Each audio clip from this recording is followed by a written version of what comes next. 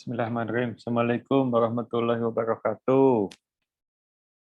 Waalaikumsalam warahmatullahi wabarakatuh.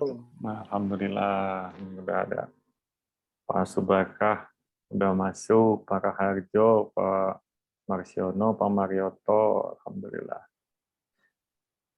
Hari ini mau coba nanti moderatornya, MC-nya, coba oleh Mas Triwibowo ya. Jadi mudah-mudahan nanti kita ganti-gantian lah dengan yang terutama yang bisa menggunakan Zoom gitu ya, udah paham menggunakan Zoom supaya masih terus bisa berjalan nanti bila sewaktu-waktu qadarullah ada kendala gitu, jadi tidak hanya mengandalkan saya aja gitu ya. Nanti bisa di switch nanti insya Allah minggu depan Pak Ustadz Saiful mungkin ya yang akan jadi hostnya, moderatornya. Sambil menunggu ya, Ustadz Daji juga belum masuk. Assalamualaikum Bu Prayetno, nih Bu Ani Prayetno udah bergabung. Masih connecting tapi mohon maaf ternyata.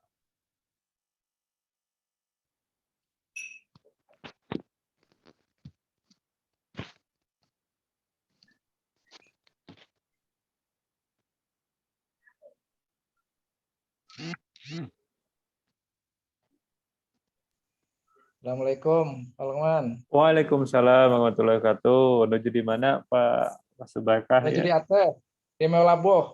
Wah, Masya Allah. Jalan-jalan Ya, Pak, terus nih. koneksinya bagus ya. Iya. Ini di Melaboh. Nengok anak di sini. Oh, Masya Allah. Melaboh teh sebelah mananya? Melabuh itu arah daripada Aceh 5 jam lah. 4 Oh, jam. masih jauh juga ya dari Banda Aceh. Nagan Raya, ya betul. Pak Haji Setiono hafal daerahnya itu. Saya mah kurang gaul, Pak. Oh, gitu. Ke Sumatera baru cuma sampai ke itu doang, ke Lampung doang. Oh, gitu. Belum pernah Ini jauh-jauh. udah satu minggu tuh di sini, Pak. Alhamdulillah. Udah 1 minggu. Makanya nggak pernah quest dengan Pak Marioto, Pak Rajo nggak pernah. Di sana bagus Quest dulu. goesnya. Kalau nggak salah tuh. Karena rencana 1 bulan ya Pak ya? Iya, rencananya begitu. Di sini kanan kiri kebun sawit, jadi enak sepedaan, jalannya sepi. Iya, betul. Jadi dari Melabuh ke Nagan Raya itu bisa sepi terus. Berapa kilometer tuh? Jauh kan? Kurang lebih sekitar nggak sampai 60 lah, 50. Tuh, 50 Adik kilo. sepupu saya juga di Aceh. Ya, ya kalau di Acehnya ramai Pak, ini di Melabuhnya ya agak sepi. Melaboh. Aceh Barat Pak. Aceh Barat. Kebun Monggo sawit. lanjut. Oh, siap-siap. Ini ada Mulai ya. Ustadz Tri. Mangga Pak Ustadz Tri ini untuk mulai mimpin memoderatori pengajiannya, mangga. Assalamualaikum warahmatullahi wabarakatuh. Warahmatullahi wabarakatuh.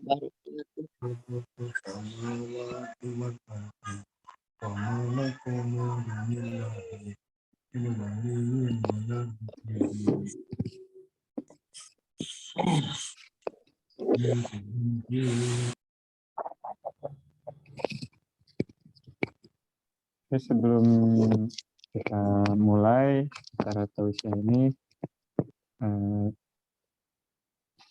insya Allah akan saya bawakan acara tausiah ini. Alhamdulillahirrahmanirrahim, wassalatu wassalamu ala asrafil anbiya'i wal mursalin wa ala alihi wa sahbihi ajma'in. Senantiasa kami panjatkan kepada Allah Subhanahu wa Ta'ala yang telah memberikan syafaatnya kepada kita semua berupa nikmat sehat, kecukupan rezeki hingga kesenggangan waktu, sehingga kita bisa berkumpul bersama dalam kesempatan malam hari ini dalam acara tausiah yang akan dibawakan nanti oleh Mukarram Ustadz Haji Daji.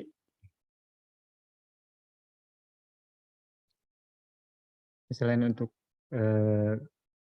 itu juga kita bersilaturahmi di sini, juga mendengarkan tausiah, dan semoga kita semua mendapat manfaat dan menambah ilmu untuk kita semua. Ya Rabbal Alamin. Amin. Kita lupa salawat beserta salam. Kita selalu haturkan kepada Nabi Agung kita Muhammad Sallallahu Alaihi Wasallam yang telah memimpin umat Islam ini dan merupakan agama yang diridhai Allah SWT. Ya, sebelum kita memasuki acara pengajian di malam hari ini, mari kita bersama-sama membaca basmalah dulu. Bismillahirrahmanirrahim.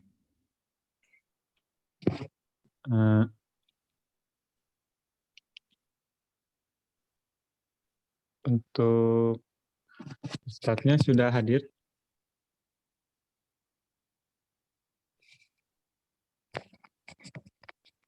Sambil menunggu Ustadz Haji Daji, kita awali dulu dengan bacaan Al-Quran bersama-sama, ya, supaya kegiatan ini juga lebih menambah keberkahan untuk kita semua.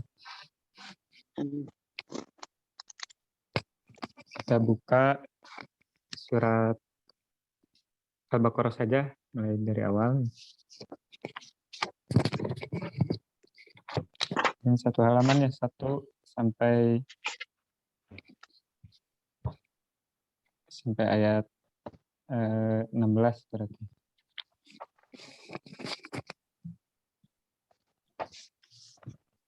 Mulai Ibu Bapak dipersiapkan Al-Qur'annya, surat Al-Baqarah ayat 1 sampai 16.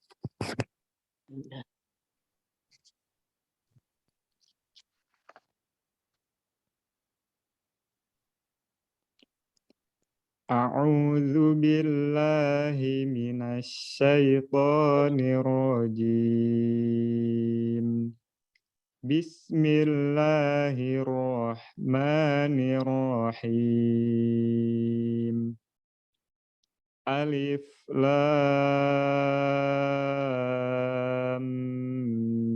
Mim.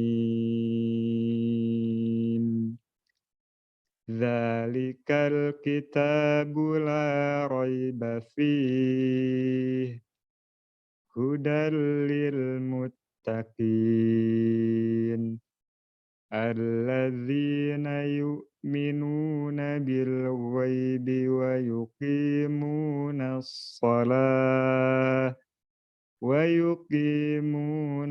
salata wa mimma razaqnahum yunfiqun. Walladzina yu'minuna bima unzila ilaika wa ma unzila min qablik wa bil akhirati hum yuqinun.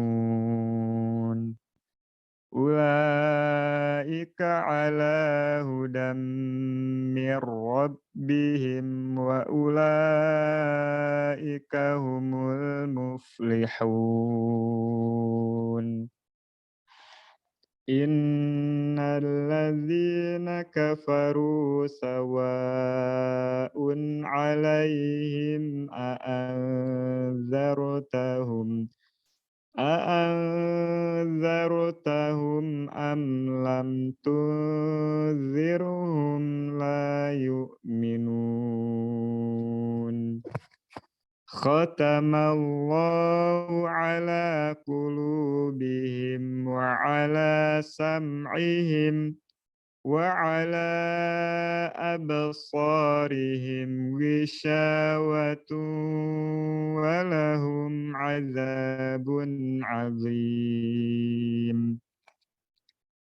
ومن الناس من يقول آمنا بالله وباليوم الآخر وما هم بمؤمنين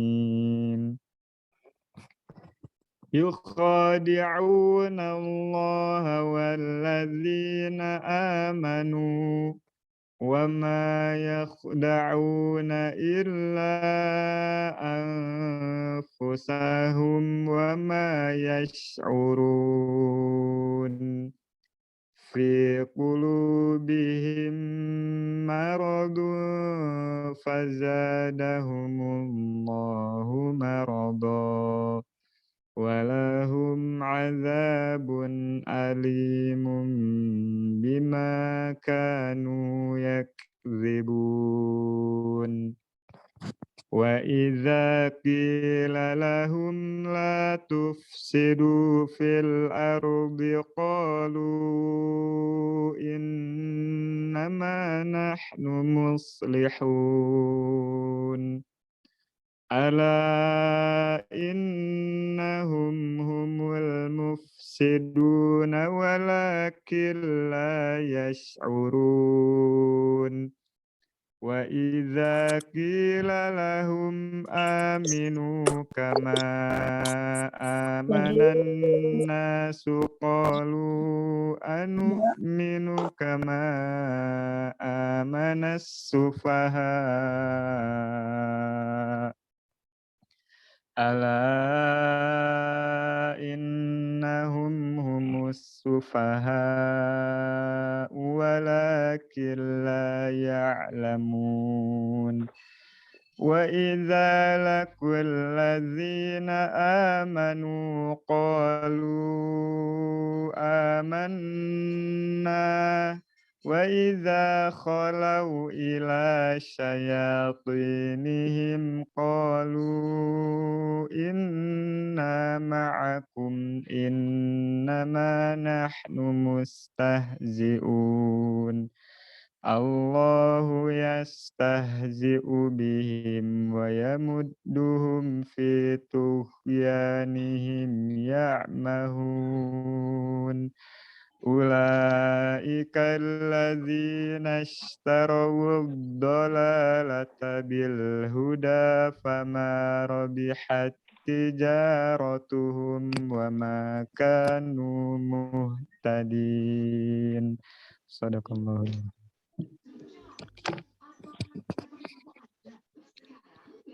Ya, alhamdulillah pembacaan ayat-ayat suci Al-Quran sudah kita bacakan. Alhamdulillah juga materi ini yaitu Ustadz Haji Daji sudah berada di dalam forum. Untuk mempersingkat waktu supaya tidak terlalu melanggar, kita persilahkan untuk Ustadz Haji Daji memberikan tausiahnya.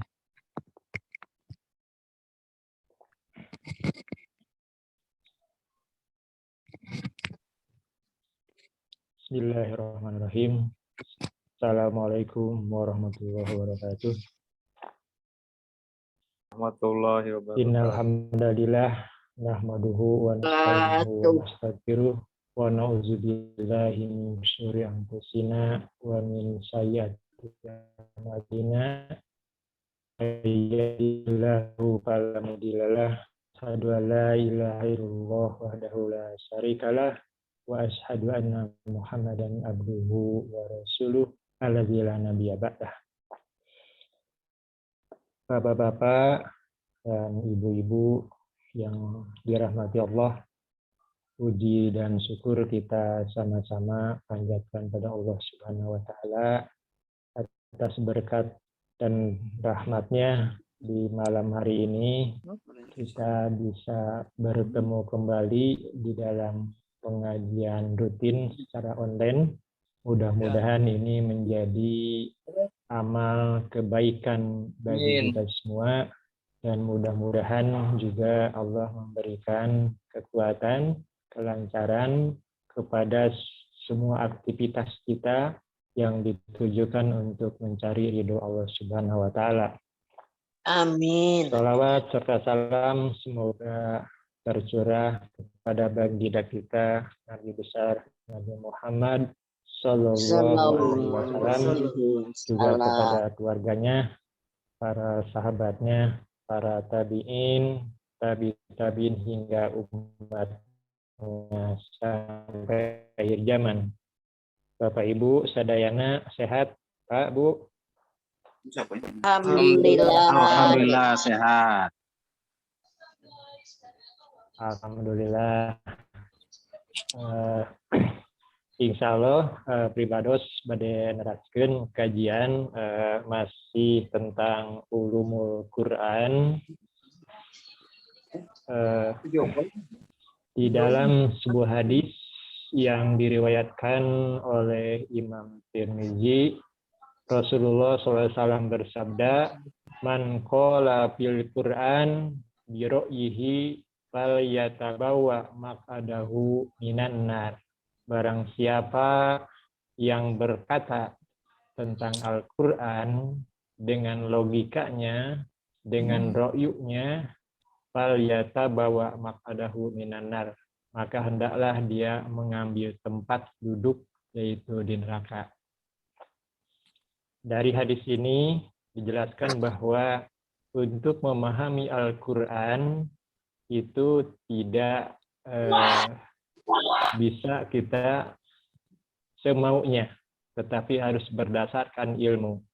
Nah, inilah kita pentingnya mempelajari ulumul Quran, yaitu ilmu-ilmu untuk memahami isi dan kandungan Al-Quran.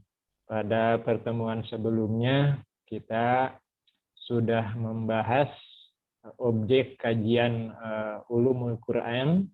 Yang pertama adalah tentang cara turunnya Al-Quran. Kemudian kita pun sudah mengkaji tentang asbabun nuzul, yaitu sebab-sebab yang melatar belakangi turunnya Al-Quran. Insya Allah pada malam hari ini, kalau waktunya mencukupi, ada dua topik, yaitu tentang kodifikasi atau masa pengumpulan Al-Quran, dan yang kedua tentang kemukjizatan Al-Quran. Baik, kita mulai dengan kajian yang pertama, yaitu tentang kodifikasi atau pengumpulan Al-Quran, ya, dalam artian penulisan Al-Quran. Di dalam kajian ulumul Quran, secara garis besar, ada 3 periode pengumpulan Al-Quran. Yang pertama adalah periode pada masa Rasulullah Shallallahu Alaihi Wasallam. Yang kedua adalah pada masa kekhalifahan Abu Bakar Siddiq. Kemudian periode yang ketiga adalah pada masa Khalifah Utsman bin Affan. Pengumpulan pada masa Rasulullah itu upaya penulisan dan pembukuan, dan kebanyakan didominasi dengan hafalan. Karena mayoritas masyarakat Quraisy pada saat itu, mereka adalah tidak bisa tulis baca. Dan mereka pertama itu mengandalkan ingatan. Kemudian pada masa Rasulullah, Al-Quran itu belum dikumpulkan dalam satu mushaf. Jadi pada saat zaman Rasulullah itu belum dikumpulkan secara utuh dalam satu mushaf. Nah, para ulama memberikan beberapa alasan mengapa belum terwujud dalam satu mushaf. Yang pertama adalah Allah menjaga nabinya dari sifat lupa. Artinya Al-Quran itu terpatri di dalam dada, dalam hati Rasulullah SAW, dan tidak akan hilang. dijamin oleh Allah Subhanahu wa taala. Di dalam Al-Qur'an surat Al-A'la Allah Subhanahu wa taala berfirman, A'udzubillahi minasyaitonirrajim. Sanukari'uka fala tansa. Dan kami, kata Allah, akan membacakan kepada Muhammad, yaitu Al-Quran, fala tansa. Dan kamu tidak akan lupa. Jadi ini adalah suatu jaminan dari Allah Subhanahu wa taala bahwa Al-Quran yang diturunkan oleh Allah lewat malaikat Jibril kepada Rasulullah itu tidak akan pernah hilang, tidak akan pernah lupa dari dada Rasulullah Shallallahu Alaihi Wasallam. Illa masya Allah, kecuali jika Allah menghendaki. Bapak Ibu rahimahullah, ini jaminan Al-Quran ya, tidak akan pernah hilang. Dan Al-Quran ini dijamin juga oleh Allah tidak akan hilang sampai akhir zaman. Allah Subhanahu wa taala berfirman dalam surat Al-Hijr, "Inna nahnu nazzalna dzikra wa inna lahu lahafidun." Sesungguhnya kamilah yang menurunkan az-zikra. Allah lah yang menurunkan Al-Quran, wa inna lahu lahafidun, dan kami pula yang akan menjaganya. Jadi Al-Quran terjaga pada masa Rasulullah dan juga terjaga setelah Rasulullah SAW tiada. Penjagaan Al-Quran setelah Rasulullah tiada, yang pertama adalah yaitu dengan diberikannya kemampuan ya manusia untuk mampu menghafal Al-Quran. Sampai saat ini banyak para penghafal Al-Quran ya, yang termasuk di negara kita juga banyak yang hafal Al-Quran. Ini merupakan jaminan bahwa Al-Quran itu akan senantiasa hadir di tengah masyarakat kita. Yang kedua adalah sudah adanya mushaf, dan mushaf ini terjamin keasliannya. Kehilangan satu huruf saja dari Al-Quran itu pasti akan ketahuan. Jadi kehilangan satu huruf, jangankan satu surat, satu ayat, bahkan kehilangan satu huruf pun itu akan ketahuan. Artinya kalau satu huruf saja tidak ada, itu bukan Al-Quran. Nah itu yang pertama, kenapa pada masa Rasulullah itu belum ada mushaf secara itu, karena Allah menjaga Al-Quran ini di dalam dada Rasulullah dan tidak akan hilang. Yang kedua adalah Rasulullah masih menunggu datangnya ayat-ayat yang menasih dan mansukh. Nah ini kajiannya nanti tersendiri, jadi ada ayat-ayat nasih dan mansukh.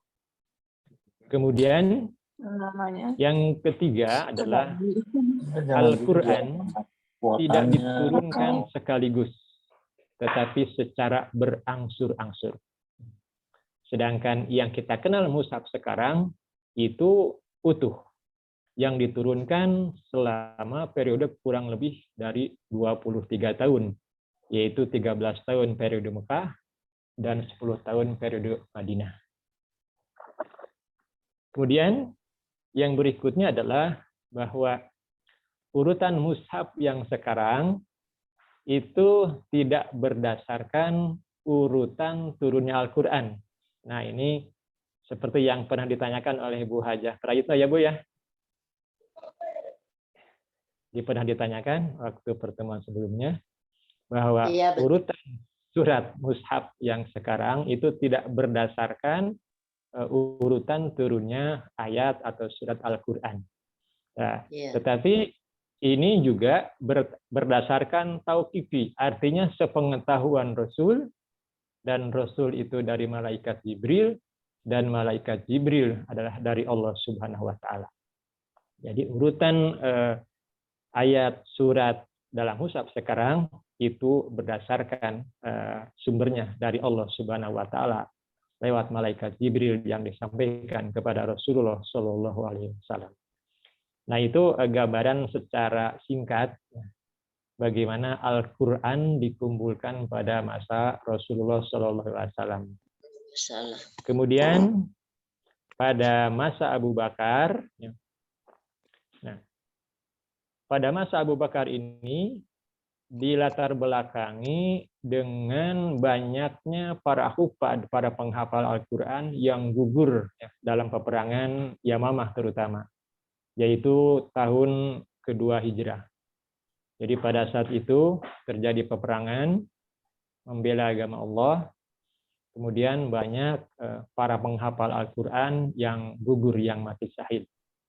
Maka dikhawatirkan ya, para penghafal Al-Quran akan semakin berkurang, maka atas inisiatif Abu Bakar untuk menuliskan Al-Quran yang tadinya berserakan dalam bentuk mushaf atau sahifah ya, yang ada dalam dedaunan, ada yang pada kulit pohon dan lain sebagainya. Dan yang ditunjuk untuk sebagai tim ahli untuk menulisnya adalah Zaid bin Sabit. Mengapa Zaid bin Sabit yang ditunjuk? Nah, ini ada beberapa alasan. Yang pertama, Zaid termasuk penghafal Al-Quran. Jadi beliau hafal Al-Quran ya keseluruhannya. Yang kedua, Zaid bin Sabit membaca Al-Quran 2 kali di hadapan Rasulullah pada tahun wafatnya Rasul. Artinya sampai Rasul meninggal dunia, ya. Jadi pada saat Rasul meninggal dunia, Zaid ini terus memberikan setoran kepada Rasulullah. Ini artinya sudah ada jaminan dari Rasulullah bahwa apa yang dihafal oleh Zaid ini adalah sudah sesuai dengan apa yang disampaikan oleh Rasulullah SAW. Kemudian yang menjadi alasan mengapa Zaid bin Sabit sebagai penulis mushaf Al-Quran, karena Zaid termasuk juga penulis wahyu zaman Rasulullah SAW. Kemudian pada masa Abu Bakar, dialek yang dipakai dalam pengumpulan Al-Quran ini berjumlah 7 dialek. Ya. Karena di dalam hadis yang diriwayatkan oleh Bukhari Muslim, bahwa Nabi pernah bersabda, ya, kata Rasulullah, Jibril telah membacakan kepadaku 1 huruf, maka aku kembalikan dia kepadanya. Kemudian aku tidak henti-hentinya meminta tambahan kepadanya, dan ia menambahinya hingga 7 huruf. Nah, makna 7 huruf pun nanti ini insya Allah ada kajian tersendiri. Itu apa yang dimaksud dengan ahruf sab'ah, yaitu 7 huruf dalam Al-Quran. Kemudian setelah tersusun, maka mushaf ini disimpan pada Abu Bakar, yang nantinya akan diserahkan kepada Umar, Hafsah, dan terakhir nanti akan diperbanyak pada saat zaman kekhalifahan Utsman bin Affan. Nah, Bapak Ibu yang dimuliakan Allah Subhanahu wa taala, apa perbedaan pengumpulan Al-Quran pada masa Abu Bakar dengan pada masa Utsman bin Affan? Ada beberapa hal yang membedakan. Yang pertama, yang mendorong pengumpulan Quran pada masa Abu Bakar adalah adanya kekhawatiran akan hilangnya Al-Quran. Seperti yang tadi saya sampaikan, karena banyak para penghafal Al-Quran yang gugur di medan perjuangan. Sedangkan pengumpulan Al-Quran pada masa Utsman itu disebabkan oleh banyaknya perbedaan cara membaca Al-Quran. Pengumpulan Al-Quran masa Abu Bakar yang berlaku adalah 7 dialek yang tadi. Sedangkan pada masa pada masa Utsman itu berlaku 1 dialek saja, sehingga ada keseragaman dalam tulisan atau bacaan. Pengumpulan masa Abu Bakar itu hanya berdasarkan pada urutan ayat, sedangkan pada masa Utsman itu berdasarkan pada urutan ayat dan surat. Nah, itu beberapa perbedaan yang membedakan pembukaan Al-Quran pada masa Abu Bakar dengan pada masa Utsman bin Affan. Kemudian yang selanjutnya, Al-Quran itu merupakan mukjizat terbesar. Dan kemukjizatannya itu bisa kita saksikan sampai hari ini. Kalau kita lihat, Allah Subhanahu wa Ta'ala memberikan mukjizat kepada para nabi dan rasul itu disesuaikan dengan kondisi masyarakat pada saat itu. Sebagai contoh misalnya mukjizat Nabi Musa. Nah, kita sudah tahu bahwa mukjizat Nabi Musa itu diantaranya adalah tongkatnya bisa berubah menjadi ular. Dan ularnya adalah ular yang sesungguhnya. Kondisi masyarakat kaum Nabi Musa pada saat itu adalah masyarakat yang telah mencapai taraf yang sangat tinggi dalam bidang ilmu sihir. Jadi mereka maju di bidang sihir. Nah, tetapi ilmu sihir ini mempunyai batasan kemampuan dalam menyihir manusia. Contoh, seorang tukang sihir tidak akan mampu mengubah potongan daun menjadi benda lain secara esensial. Nah, jadi tidak mungkin tukang sihir merubah suatu benda menjadi benda yang bentuk baru dan bendanya yang baru adalah asli. Ketika para ahli sihir melemparkan tali dan tongkat di hadapan Nabi Musa, maka kata Allah, berubahnya itu menjadi ular itu seolah-olah bahasanya adalah yukhayyalu, artinya hayalan. Jadi ketika orang-orang ahli sihir melemparkan tongkatnya dan tali temalinya berubah menjadi ular itu seolah-olah menjadi ular. Artinya bukan ular beneran. Artinya bahwa tukang sihir itu tidak mampu merubah tongkat, merubah tali menjadi ular yang asli. Tapi hanya halusinasi saja. Nah, sementara Allah Subhanahu wa Ta'ala menganugerahkan kepada Nabi Musa mukjizat yang mukjizatnya adalah mampu merubah tongkat menjadi ular yang asli. Jadi itu bedanya. Jadi kalau tukang sihir itu merubah tongkat jadi ular dan ularnya adalah itu hanya halusinasi, hanya kelihatannya saja karena sihir. Sedangkan Nabi Musa melemparkan tongkatnya itu betul-betul menjadi ular beneran. Dan tukang sihir tahu kemajuan yang dicapai oleh tukang sihir itu hanya sebatas hayalan. Nah, kenapa tukang sihir itu meyakini bahwa yang dari Nabi Musa itu adalah mukjizat? Karena pada saat itu ular-ular bikinan tukang sihir itu dilalap habis sama ular yang dibuat oleh Nabi Musa biiznillah dengan izin Allah Subhanahu wa Ta'ala.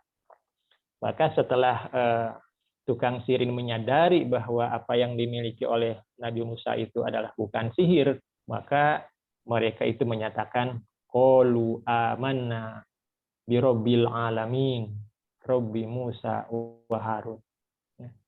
Dia beriman pada Allah. Dia yakin bahwa kemampuan yang dimiliki oleh Nabi Musa itu bukan sihir, tetapi mukjizat. Karena dia tahu sihir itu tingkatannya hanya sampai di sana saja.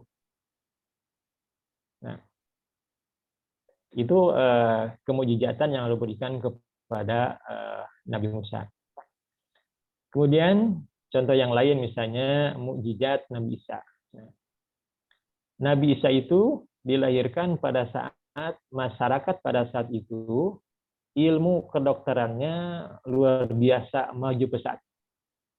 Orang sakit diobati sembuh.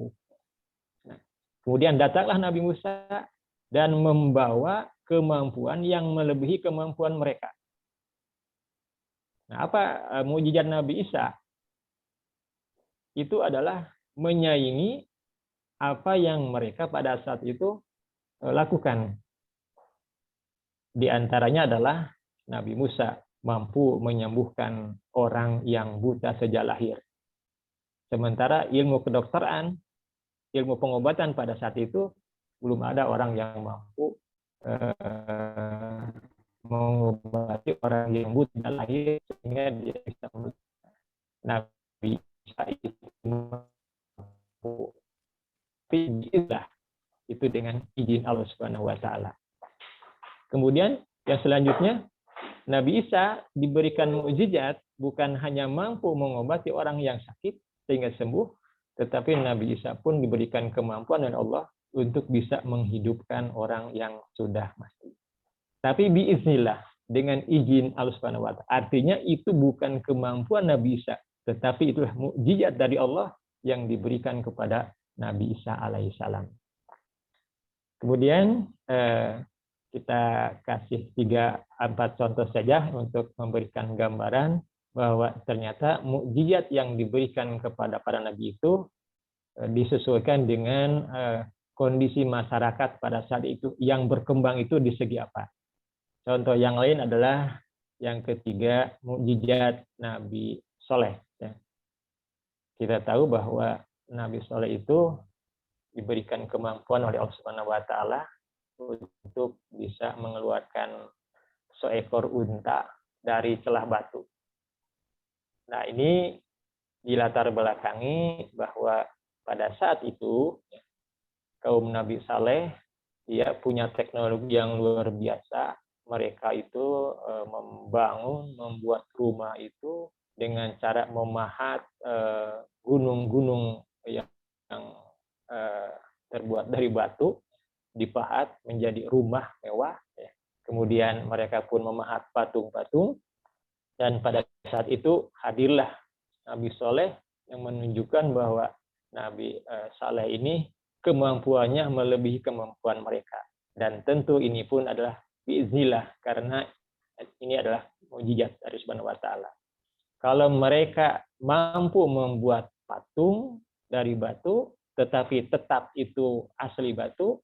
Tapi kalau Nabi Soleh, dia mampu ya dari celah batu keluar unta, dan untanya adalah unta asli yang hidup.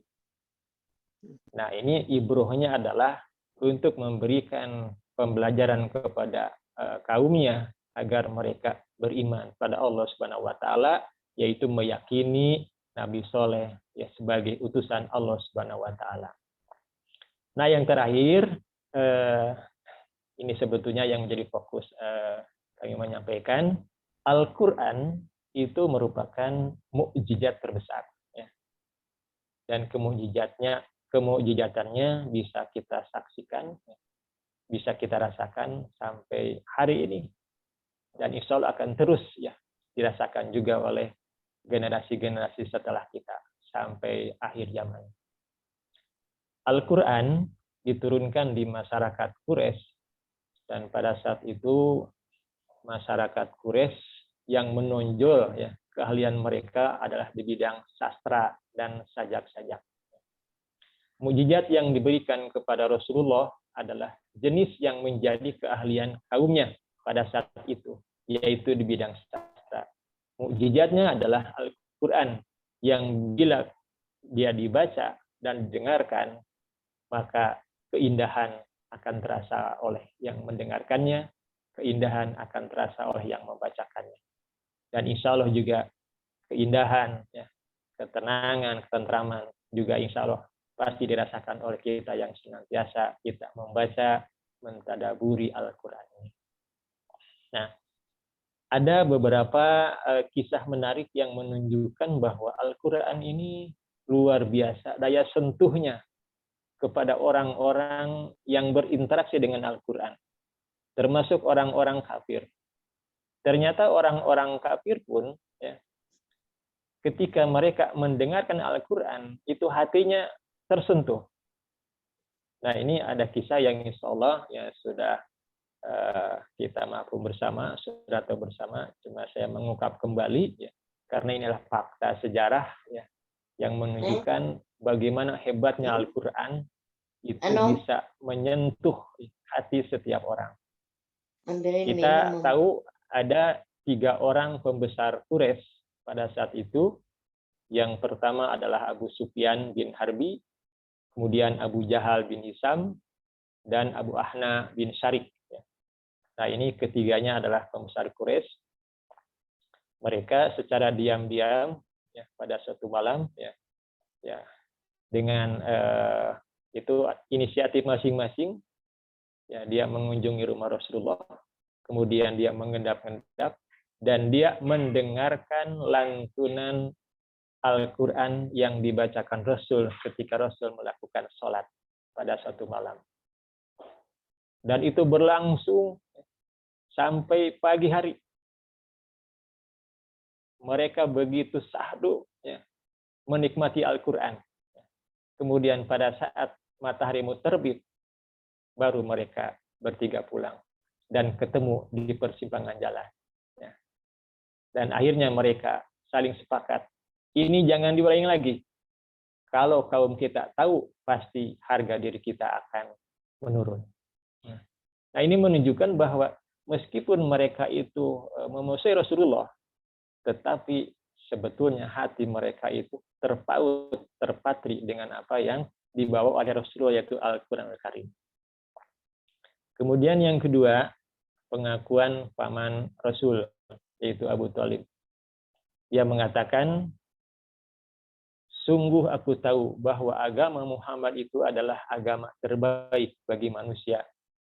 Seandainya tidak ada ejekan atau bisa terhindar dari umpatan, tentu aku pasrah mengikuti agama Muhammad.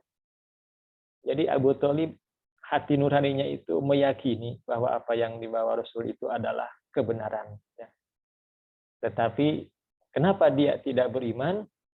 Lantaran mungkin bahasa kitanya kegengsian, karena dia adalah merupakan tokoh masyarakat pada saat itu. Kemudian juga bisa kita baca kisahnya, dakwahnya Mus'ab bin Umair ketika dia ditugaskan oleh Rasulullah untuk berdakwah di Madinah. Rasul mengutus Mus'ab bin Umair ini untuk menyampaikan dakwah, dan ternyata dakwahnya di Madinah itu beliau hanya duduk bersimpuh, kemudian dia membacakan Al-Quran, kemudian masyarakat Madinah pada saat itu mendengarkan Al-Quran, dan ternyata tidak lama setelah itu banyak masyarakat Madinah yang masuk Islam.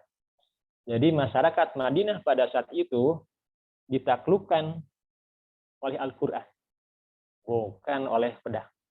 Ini menunjukkan subhanallah, luar biasa bagaimana pengaruh Al-Quran terhadap orang-orang yang mendengarkannya.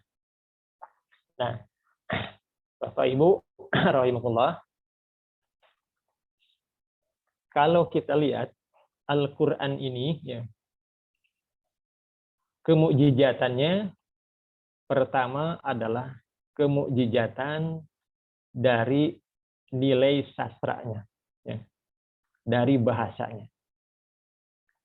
Yang kedua adalah kemukjizatan dari makna dan kedalaman isinya. Bisa kita telaah ya, beberapa surat misalnya dari segi sastranya. Ya, pada saat kita membaca surat Al-Ikhlas, surat Al-Ikhlas ini Allah akhiri ya dengan huruf qalqalah. Qul huwallahu ahad, Allahus somad, lam yalid walam yulad walam yakul lahu kufuwan ahad. Luar biasa nilai sastranya.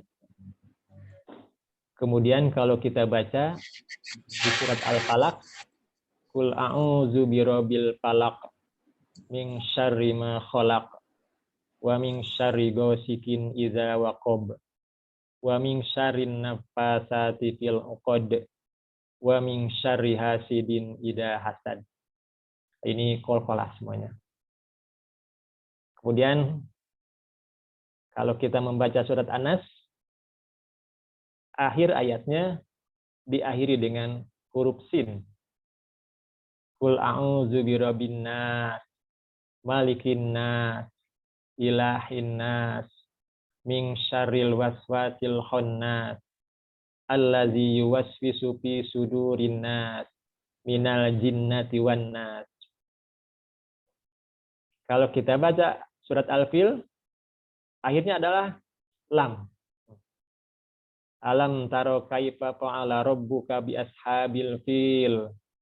Alam yaj'al kaidahum fi tadlil. Wa arsala alaihim tayron ababil.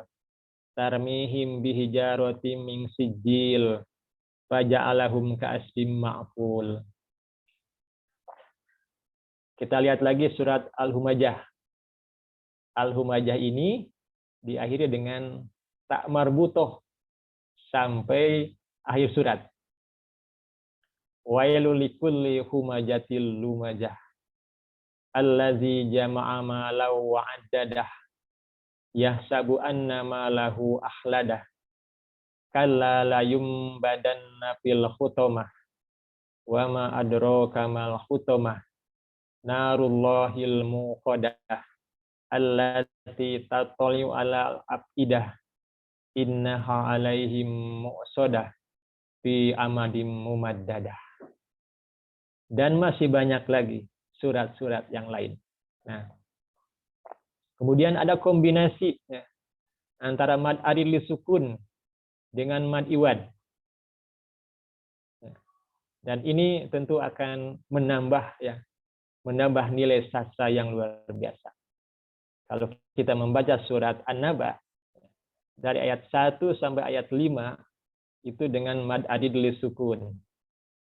Amma yatasaalun anin naba'il adim allazi hum fihi mukhtalifun kalla saya'lamun summa kalla saya'lamun. Nah, ayat selanjutnya itu dalam bentuk mad iwad. Alam naj'alil arda mihada wal jibala autada wa khalaqnakum ajwaja wa ja'alna naumakum subata wa ja'alna al-laila libasa, dan seterusnya. Subhanallah ya. Nah, Bapak Ibu rahimahullah, itu baru dari luarnya, gaya bahasanya. Nah, belum dari segi makna. Kalau digali itu tidak akan ada habis-habisnya. Dan itu diantaranya adalah garapan dalam ulumul Quran. Bapak Ibu yang dimuliakan Allah, orang-orang kafir sampai kapanpun ya tidak akan mampu untuk menyaingi Al-Quran. Seperti yang saya sampaikan tadi bahwa Al-Quran ini diturunkan pada saat masyarakat Quraisy pada saat itu mereka itu senang bersyair, dan ternyata nilai syair Al-Quran melebihi apa yang mereka mampu pada saat itu. Dan Allah Subhanahu wa taala menantang orang-orang kafir Quraisy untuk membuat semisal Al-Quran. Allah Subhanahu wa taala berfirman, wa in kuntum fi raibim mimma nazzalna ala abdina fa'tu bisuratim min mithli. Dan jika kalian, kata Allah, fi raibin, dalam keraguan, mimma nazzalna ala abdina, terhadap apa yang kami turunkan kepada hamba kami yaitu Rasulullah, fa'tu bisurah, maka buatlah, datangkanlah satu surat saja, mim misli, yang semodel atau semisal Al-Quran. Wada'u syuhada'akum, dan ajaklah penolong-penolongmu, min dunillah, selain Allah Subhanahu wa taala, in kuntum shodiqin, jika kamu itu termasuk orang yang benar. Fa illam taf'alu, kata Allah, maka jika kamu tidak mampu berbuat, walan taf'alu, dan sekali-kali kamu tidak akan sanggup membuat. Lan itu artinya tidak, tapi tidaknya selamanya. Artinya orang kafir, ya, semua manusia sampai kapanpun itu tidak akan mampu membuat yang semisal Al-Quran. Fa'ilam taf'alu, kata Allah, walang taf'alu, dan kamu itu sampai kapanpun tidak akan mampu melakukannya, fattakun narul lati wa kuduhan nasu wal hijaroh, maka takutlah kalian kepada neraka yang bahan bakarnya adalah manusia dan batu, mu'izzat lil kafirin, disediakan bagi orang-orang yang kafir. Nah, Bapak Ibu yang dimuliakan Allah, pada saat itu banyak ya, orang-orang yang mencoba mereka-reka untuk menyanyi Al-Quran. Di antaranya adalah ya tokoh musyrik Quraisy, yaitu Musailamah Al-Kadzab. Ya. Kalau dalam Al-Quran Allah berfirman Al-Qari'ah, Mal-Qari'ah, wa ma adraka mal-Qari'ah. Maka Al-Musailamah ini juga dia mencoba menyanyi Al-Quran dengan membuat surat Al-Fil, surat gajah. Bagaimana susunannya?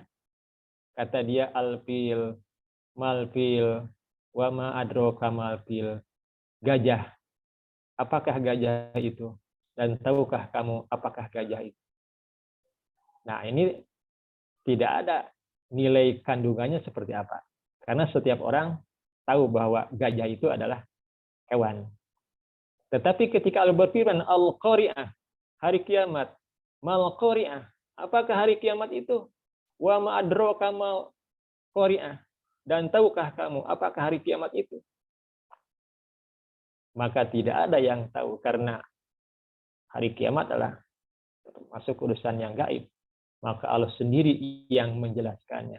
Yauma yakunun nasu kal farosil mabsus. Pada hari itu, kata Allah, manusia bagaikan aneh-aneh yang berterbangan. Wa takunul jibalu kal ihnil manfus. Dan gunung seperti bulu yang dihambur. Jadi sangat jauh berbeda antara kemampuan yang dimiliki oleh orang-orang Quraisy dengan Al-Quran sebagai mukjizat yang diturunkan kepada Rasulullah Shallallahu Alaihi Wasallam.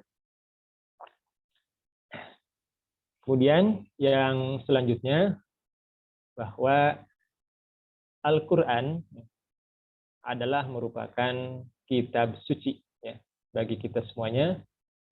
Yang kalau Al-Quran ini kita baca, maka kita akan mendapatkan satu kebaikan, dan setiap satu kebaikan akan dilipat gandakan menjadi 10 kebaikan. Jika dibaca, kita akan mendapatkan syafaat. Rasul menyatakan dalam sebuah hadis, Iqra'ul Qur'an fa innahu ya'ti yaumal qiyamah syafi'an li ashabihi. Bacalah Al-Qur'an, karena sesungguhnya Al-Qur'an itu akan datang pada hari kiamat, syafi'an, akan memberikan syafaat kepada siapa? Li ashabihi, kepada orang yang senantiasa membacanya, kepada sohibnya. Nah, insya Allah ya, kita pun sekarang sudah ada program one day one juz, 1 hari 1 juz ya, atau sesuai dengan kemampuan kita masing-masing disesuaikan. Nah, mudah-mudahan ini pun salah satu bentuk kita untuk berinteraksi dengan Al-Quran, dan Al-Quran yang kita baca akan memberikan syafaat kepada kita semuanya. Kemudian Al-Quran ya, bukan hanya membaca yang akan mendapatkan pahala, kita mendengarkan Al-Quran pun itu akan mendapatkan pahala dari Allah Subhanahu wa taala. Allah berfirman dalam surat Al-A'raf ayat 104, wa iza quri'al Qur'anu fastami'u lahu wa ansitu la'allakum turhamun. Dan apabila Al-Quran dibacakan, fastami'u lahu, maka dengarkanlah. Wa ansitu, dan perhatikanlah, la'allakum turhamun, agar kamu mendapatkan rahmat. Jadi membaca dapat pahala, mendengarkannya pun kita mendapatkan pahala, bahkan mendapatkan rahmat dari Allah Subhanahu wa taala. Al-Qur'an jika kita pelajari dan kita ajarkan, maka kita akan menjadi manusia yang terbaik. Amin. Rasul menyatakan dalam sebuah hadis riwayat Imam Bukhari, khairukum man ta'allama al-Qur'an wa 'allamahu. Sebaik-baik kamu adalah orang yang mempelajari Al-Qur'an dan senantiasa mengajarkannya. Nah, mudah-mudahan kita termasuk orang yang terus belajar Al-Qur'an, dan ketika kita sudah bisa, kita pun menebar kebaikan ini kepada orang-orang lain. Setiap yang berinteraksi dengan Al-Qur'an itu akan mendapatkan pengaruh sesuai dengan tingkat interaksinya masing-masing. Nah, oleh karena itu, ya, mari kita sama-sama untuk senantiasa berinteraksi dengan Al-Qur'an sesuai dengan kapasitas dan kemampuan kita masing-masing. Nah, untuk sementara barangkali itu saja yang dapat disampaikan. Ya, mungkin ada masukan atau ada hal-hal yang perlu kita diskusikan. Nah, dikembalikan kepada acara, kepada moderator. Enggak, Mas Tri, silakan. Terima kasih Pak Dedi atas sosialnya. Mungkin dari Desya ini ada yang akan ditanyakan. Oke, kami beri kesempatan 2 orang untuk bertanya. Silakan Ibu Bapak, bagi ada yang mau ditanyakan.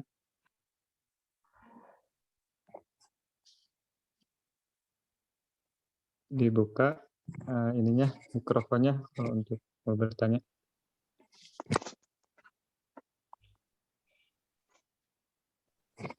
Ya, Bismillah, Mas Tri, saya mau coba bertanya, Ustaz Haji. Ya.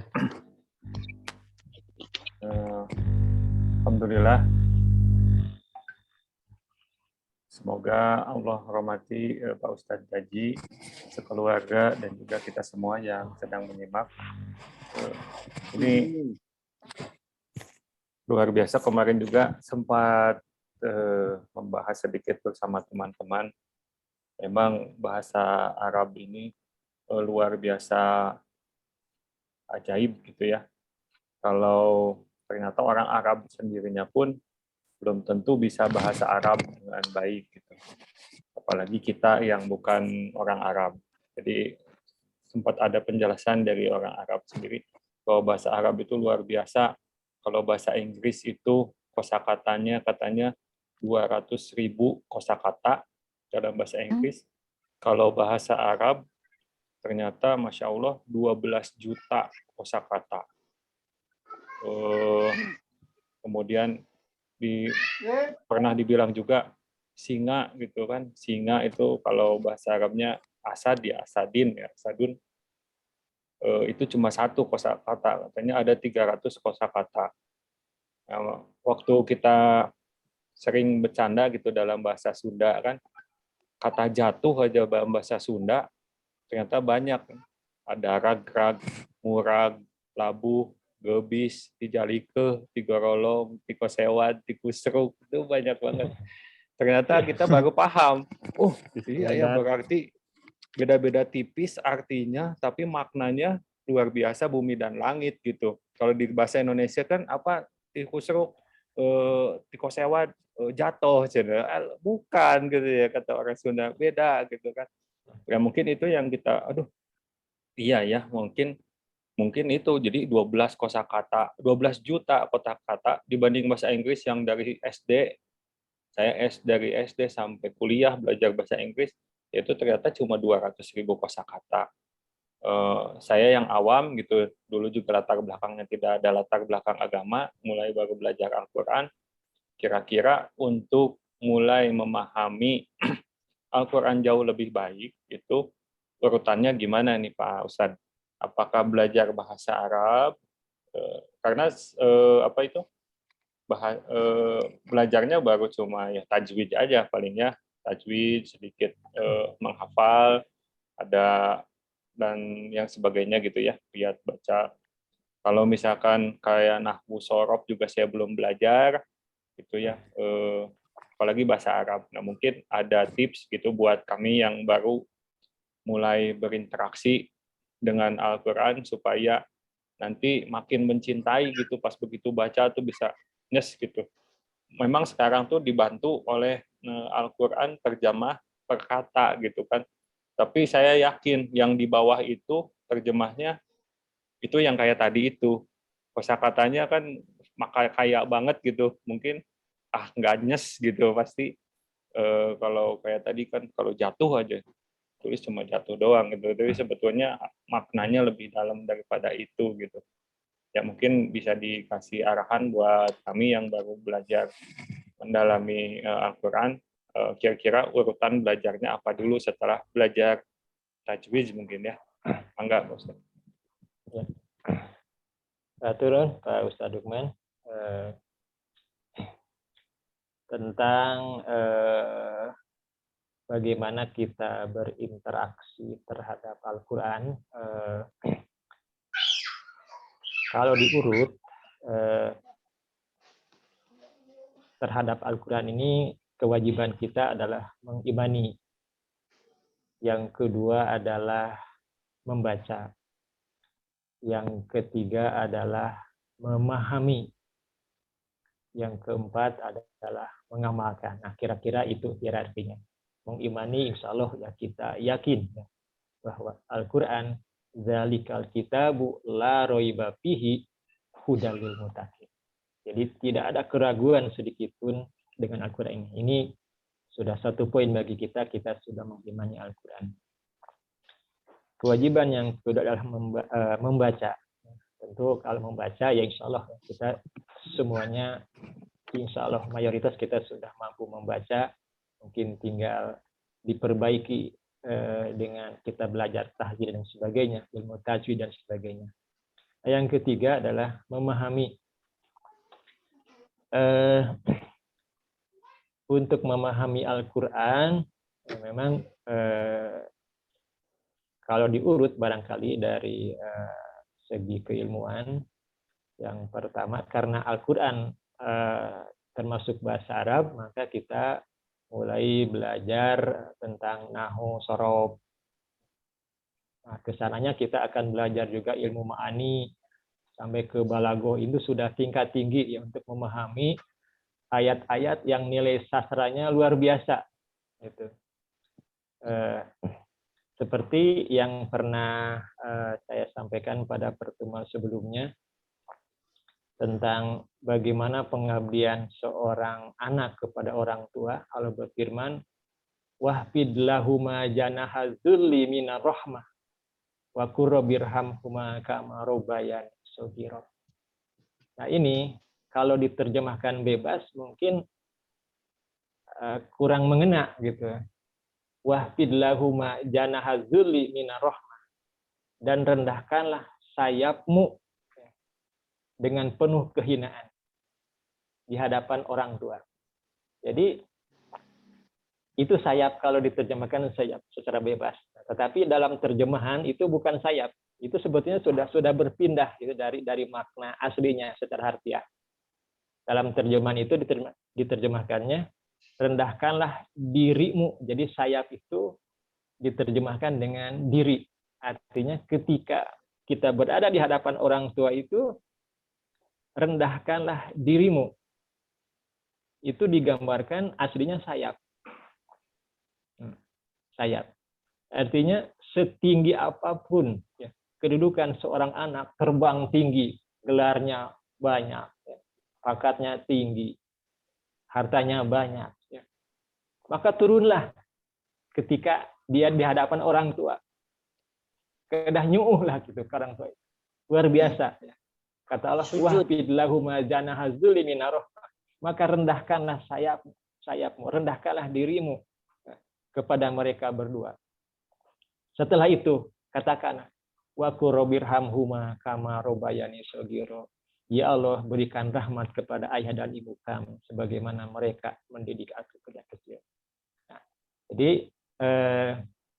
begitu, Pak. Jadi mungkin yang pertama ya kita belajar ya tentang nahwu sorof ya. Kalau mufradat itu jelas itu ya apa namanya merupakan pendukung kita untuk memahami bahasa Arab. Ya, saya sendiri juga masih jauh lah dari kesempurnaan. Saya juga masih belajar. Nah, kira-kira itu gambarannya. Bagaimana Pak Ustaz Lukman? Atur nuhun.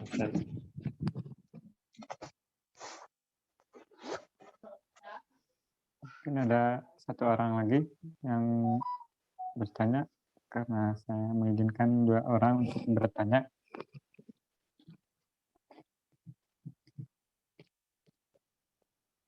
Oke, kalau tidak ada, mungkin saya sendiri ingin bertanya, Pak Ustaz. Oh, bangga. Ya, mengenai ya kosakata gitu. Kalau ini mungkin agak berbeda dengan sedikit melenceng gitu ya tentang pembahasan, yaitu tentang filsafat. Filsafat itu mungkin kan kalau saya sering dengar di YouTube gitu, sekarang banyak orang-orang yang berfilsafat, filosof Islam gitu tentang filsafat Islam. Nah, filsafat ini kan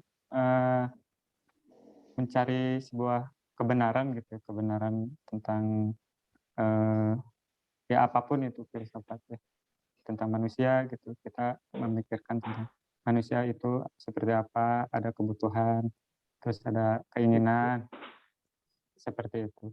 Nah, kalau disandingkan dengan Al-Quran, misalkan pemaknaannya gitu, terus kita memaknai satu ayat Al-Quran dan filsafat, itu gimana?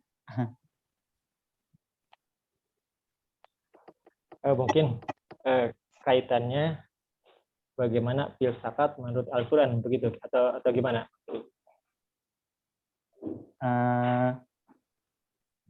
Pertanyaannya memaknai satu ayat Al-Quran misalkan dengan metode filsafat gitu.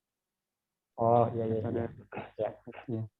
Dengan logika kita sendiri, mungkin bisa jadi maknanya, sudut pandangnya kan setiap orang berbeda gitu. Kalau filsafat kan sesuai dengan logika gitu, logika tersendiri. Ya. Terima kasih Mas Tri. Untuk memahami Al-Quran itu kita terikat dengan kaidah-kaidah, dan yang kita bahas sekarang ulumul Quran, ilmu-ilmu untuk memahami Al-Quran, itulah rambu-rambu bagaimana kita memahami Al-Quran. Jadi tidak bisa memahami Al-Quran itu sesuai dengan selera atau pemikiran kita. Seperti yang disampaikan tadi dalam sebuah hadis, man qala fil Quran yuraihi fal yatabawa maq'adahu minan nar. Barang siapa yang berkata tentang Al-Quran dengan hawa nafsunya, dengan akal pikirannya, maka hendaklah dia mengambil tempat di neraka. Artinya memahami Al-Quran ini harus sesuai dengan kaidah-kaidah yang benar, yaitu yang insya Allah sedang kita pelajari sekarang, yaitu ulumul Quran. Dan kalau filsafat itu berangkatnya dari pemikiran radikal, pemikiran bebas. Dan pemikiran itu sendiri adalah anugerah dari Subhanahu wa Ta'ala. Dan memang filsafat itu mencari kebenaran. Kita kenal misalnya banyak filsuf, misalnya Socrates, Plato, dan sebagainya. Mereka adalah pencari kebenaran dengan menggunakan kemampuan akal yang dia miliki. Nah, kalau di Islam itu ada tasawuf, ya. Nah, kira-kira bandingannya barangkali itulah, ya. Jadi kalau pemikiran bebas itu filsafat, Kalau di Islam itu tasawuf itu dibingkai oleh nilai-nilai Islam, insya Allah. Ya. Gitu. Nah, begitu mungkin Mas Tri. Bagaimana? Kira-kira nyambung nggak dengan pertanyaan Mas Tri? Ya, Maksudnya? nyambung. Ya, maksudnya kayak gitu.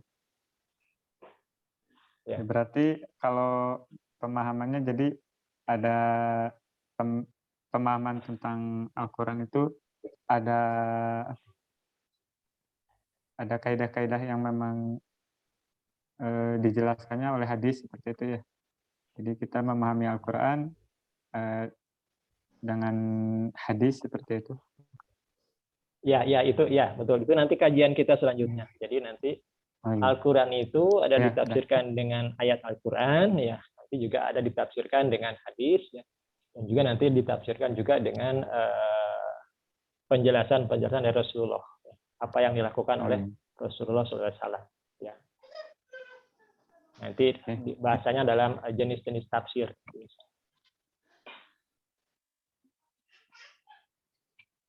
Ya, terima kasih Pak Jedadi atas jawabannya, dan kita kembali lagi ke moderator. Itu setelah Tawisah ini mungkin ada bacaan doa bersama dulu, Pak Daji. Ya. Kita tutup dan baik Bapak Ibu, berdoa ya.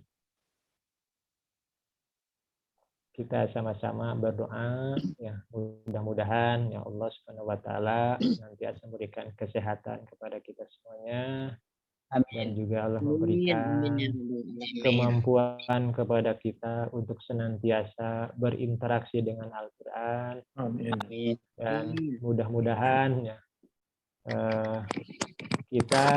mudah-mudahan kita tidak termasuk pada kelompok yang disesalkan oleh Rasulullah SAW, seperti yang Allah ungkapkan dalam surah Al-Furqan ayat 30. Ya Rabbi inna qaumi tahudu hada Qur'ana mahjuro. Ya Tuhanku, sesungguhnya kaumku menjadikan Al-Quran itu sesuatu yang diabaikan. Mudah-mudahan kita tidak termasuk orang yang dikhawatirkan oleh Rasulullah. Alhamdulillahirabbil alamin, hamdan yuwafi ni'amahu wa yukafi majidah. Ya Rabbana lakal hamdu kam. Allahumma arhamna bil Qur'an. Amin. Ya Allah, berikan kepada kami rahmat dengan Al-Qur'an ini ya Allah. Amin. Waj'alhu lana imama wa nura wa huda wa rahmah. Ya Allah, jadikanlah Al-Qur'an ini sebagai imam bagi kami, cahaya bagi kami, petunjuk bagi kami, dan rahmat bagi kami.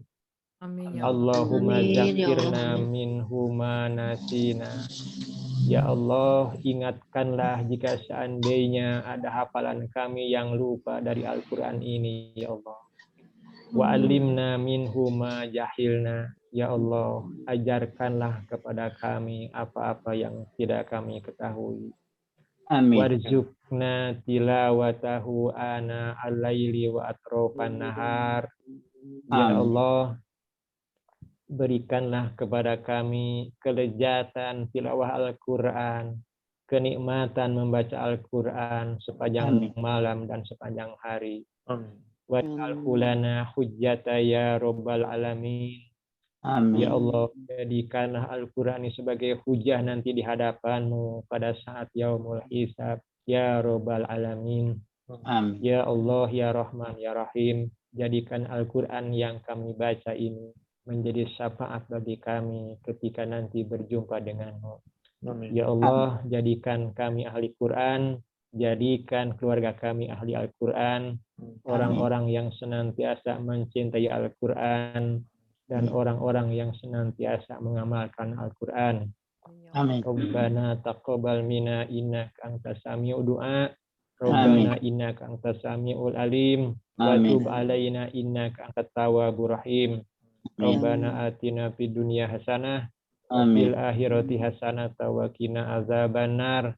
Subhana rabbika rabbil izzati amma yasifun wa salamun alal mursalin walhamdulillahi rabbil alamin. Assalamualaikum warahmatullahi wabarakatuh. Waalaikumsalam warahmatullahi wabarakatuh. Nuhun Pak Ustadz. Nuhun Pak Ustaz. Atur nuhun Pak Amin. Daji. Amin. Nuhun Pak Amin. Kiai. Ya.